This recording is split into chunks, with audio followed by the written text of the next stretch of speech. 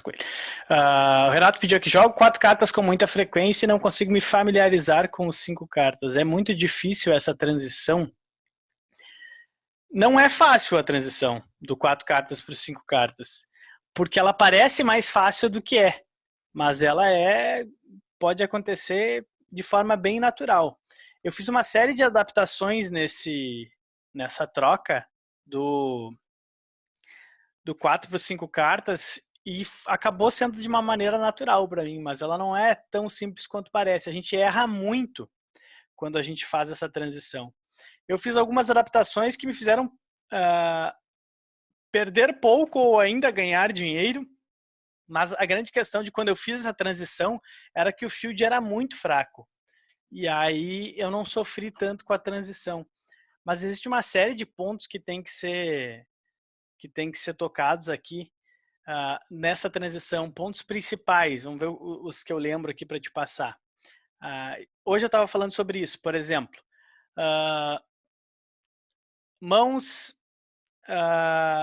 suitadas, com um suited, né? com um flush. 100% das mãos que você jogar, que você recebe, tem um suited. 100%, porque são 5 cartas, 4 naipes, 100%.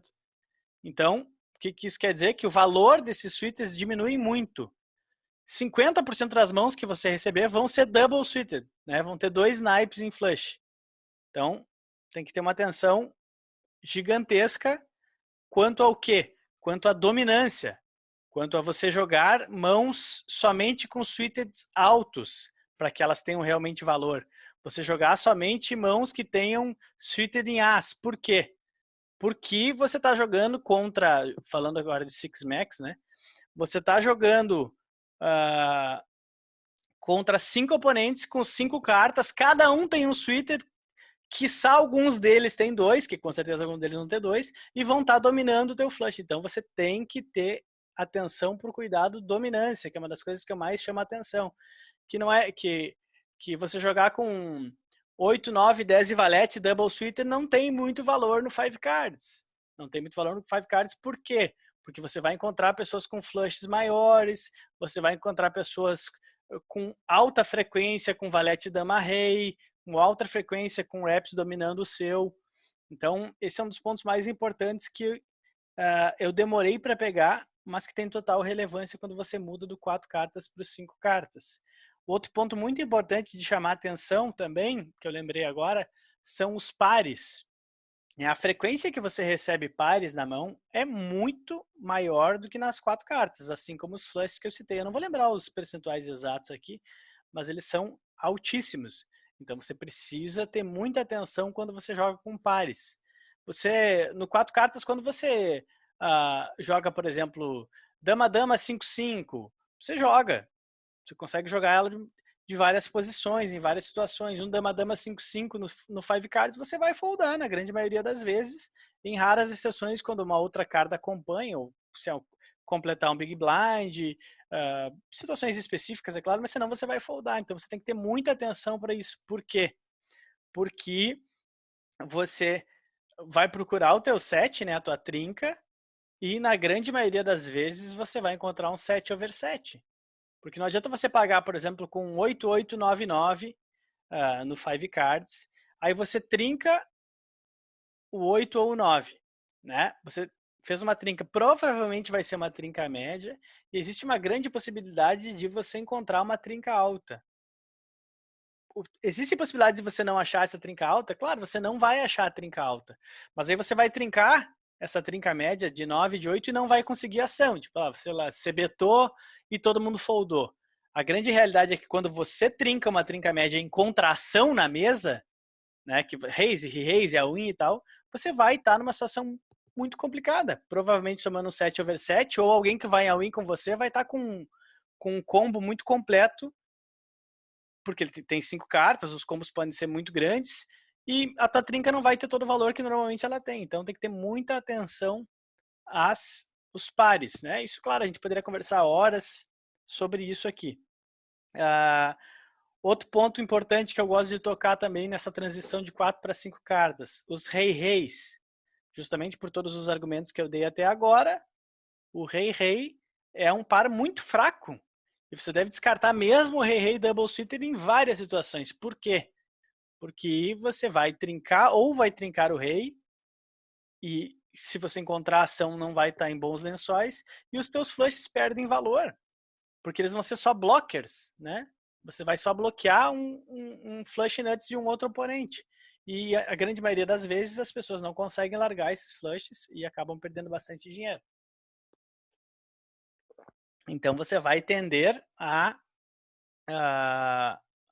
não jogá-los, a não ser que eles forem bem compostos. Rei, rei, 8, 9, 10 para cima, por exemplo. E sempre pensando no double suited. Por que double suited? Primeiro, porque a grande maioria dos teus oponentes vão estar double suited, né? 50% das mãos são double suited. E você pode não fazer o flush, né? Você pode não fazer o flush. Mas você está bloqueando cartas para o teu oponente fazer o flush nuts dele. Né? Não é só importante você ter, que é isso que a gente chama de blockers, né? Você tem lá uma boa mão com uma boa jogabilidade e tem double flush nela. Não são nuts esses dois flushes, mas você está bloqueando a possibilidade do outro oponente acertar flushes. Outra atenção importante também, existem diferenças significativas nas mãos que você joga com 3 naipes iguais. Por exemplo, você tem lá As, Rei 10, 8 e 9, beleza? Com As, Rei 9 de copas, né? Dando um exemplo aqui. Você tem que ter um cuidado com essa mão, por quê? Porque você tem o flush nuts, o flush draw nuts, né? Mas você tem o rei que está bloqueando o teu principal cliente, que seria um flush em rei, e você tem uma outra copas que diminui os teus outs para você acertar esse flush.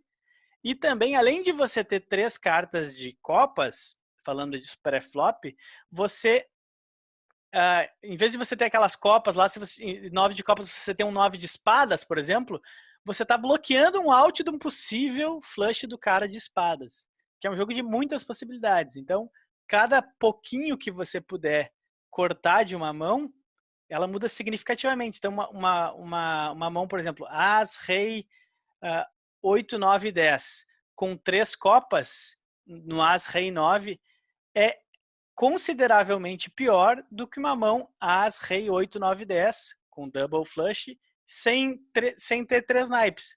Significativamente maior. Então você precisa ter atenção até para isso, para os 3 naipes que você tem na mão. Tem uma série de pontos que você vai precisar adaptar nessa transição. E até fazer essa transição, você acaba perdendo um pouco de dinheiro. Então, é natural. Eu acabei não perdendo e tendo um pouco de sorte, porque a minha base de 4 cartas era muito forte. A gente vem estudando muito forte, e a modalidade de 5 cartas, além de trazer o público das 4 cartas, que já era fraco para o jogo, trouxe jogadores recreativos novos. Eu acho que foi o grande boom do PP Poker, aí foi isso. Ele trouxe, por causa da facilidade do aplicativo dele, de instalar, jogar ali no celular com alta jogabilidade e tal, trouxe jogadores recreativos que nunca jogaram. Então, e uma modalidade que todo mundo acha que a sorte influencia muito mais do que ela influencia, que a sorte influencia em todos os jogos do poker, mas é um percentual muito pequeno, muito menor do que as pessoas imaginam. Então, essa transição eu consegui fazer sem grandes danos. E para você fazer essa transição de maneira mais tranquila, que a gente está aqui cedendo conteúdo para vocês toda hora de Five Cards, fazendo lives, e também para quem tiver focado nisso mesmo e quiser dar aquele passo a mais, a gente abre os nossos cursos também para vocês participarem.